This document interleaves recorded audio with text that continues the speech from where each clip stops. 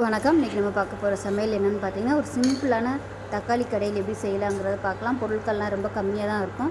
இட்லி, தோசை, ஊத்தப்பம் எல்லாத்தையுமே சூப்பராக இருக்கும். வாங்க எப்படி செய்யலாங்கிறத பார்க்கலாம். மீடியம் சைஸாக தக்காளி, இந்த சைஸுக்கு தக்காளி பார்த்திங்கன்னா ஒரு 7 தக்காளி எடுத்திருக்கேன். இந்த நடுவில் உள்ள காம்பெல்லாம் எடுத்துருங்க, எடுத்துகிட்டு சேர்த்துக்கோங்க.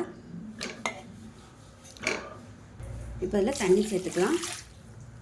நல்லா ஒரு 2 டம்ளர் அளவுக்கு தண்ணி சேர்த்துக்கலாம். இப்போ குக்கரை மூடி வச்சுட்டு நல்லா ஒரு 3 விசில் விட்டு ஸ்டீம் போனதுக்கப்புறம் பார்க்கலாம். இப்போ பாருங்கள், தக்காளி நல்லா வெந்துருச்சு. இந்த தோலெல்லாம் எடுத்துட்டு தக்காளியை மட்டும் மிக்சியில் போட்டு அரைச்சிக்கலாம். அந்த தண்ணியை வேஸ்ட் பண்ண வேணாம். இப்போ பாருங்கள், இந்த அளவுக்கு நல்லா நைஸாக அரைச்சாச்சு. இப்போ ஒரு கடாயை எடுத்துக்கலாம். இப்போ தேவையான அளவுக்கு எண்ணெய் சேர்த்துக்கலாம். இப்போ எண்ணெய் நல்லா சூடாயிருச்சு. ஒரு டீஸ்பூன் போல் கடுகு சேர்த்துக்கலாம். ஒரு டீஸ்பூன் போல் சோம்பு சேர்த்துக்கலாம். 2 கொத்து கருவேப்பிலை சேர்த்துக்கலாம். 3 வரமிளகாய் சேர்த்துக்கலாம். பெருங்காயம் சேர்த்துக்கலாம். இதை நல்லா வதக்கிக்கலாம்.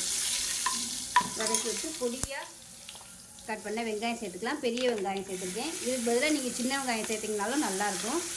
இது வந்து நல்லா ஒரு 2 கப் அளவுக்கு சேர்த்துக்கோங்க. இந்த வெங்காயம் நல்லா ப்ரௌன் கலரில் வதங்கணும். இப்போ இதில் ஒரு 4 பச்சை மிளகா பொடியாக கட் பண்ணியிருக்கேன், அதை சேர்த்துக்கலாம். இப்போ பச்சை மிளகா வெங்காயம் நல்லா வதங்கிடுச்சு. இப்போ பொடியெல்லாம் சேர்த்துக்கலாம். 1 டேபிள் ஸ்பூன் மிளகாத்தூள் சேர்த்துக்கோங்க. அது கூடவே 1 டேபிள் ஸ்பூன் தனியாத்தூள் சேர்த்துக்கலாம். 1 டேபிள் ஸ்பூன் தனியாத்தூள், கொஞ்சமாக மஞ்சள்தூள் சேர்த்துக்கலாம். ஒரு 1/4 டேபிள் ஸ்பூன் அளவுக்கு மஞ்சள்தூள் சேர்த்துக்கலாம். இதையும் சேர்த்து வதக்கி விட்டுக்கலாம்.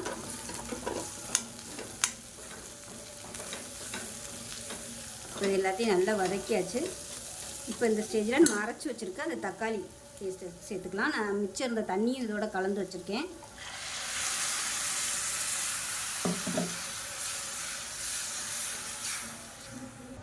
இப்போ 1 டம்ளருக்கு தண்ணி சேர்த்துக்கலாம்.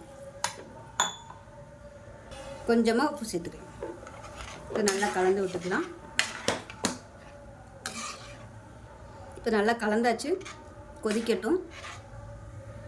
இப்போ பாருங்கள், நல்லா கொதிச்சிருச்சு, பச்சை வாசனையெல்லாம் போக. இப்போ இதை வந்து அமர்த்திடலாம். இப்போ லாஸ்ட்டாக கொத்தமல்லி எல்லாம் பொடியாக நறுக்கினதை சேர்த்துட்டு அமர்த்திடலாம். அவ்வளோதான். ஒரு சூப்பரான ரொம்ப சிம்பிளான தக்காளி கடையில் ரெடி ஆகிடுச்சு. இட்லிக்கெலாம் தொட்டு சாப்பிட்டிங்கன்னா சூப்பராக இருக்கும். ஸோ இதே மாதிரியே செஞ்சு பாருங்கள். செஞ்சு பார்த்துட்டு எப்படி இருந்துச்சுங்கிறத சொல்லுங்கள். வீடியோ பிடிச்சின்னா லைக் பண்ணுங்கள், கமெண்ட் பண்ணுங்கள், சேனலை சப்ஸ்கிரைப் பண்ணுங்கள், பக்கத்தில் பெல் பட்டனையும் ப்ரெஸ் பண்ணுங்கள். நன்றி.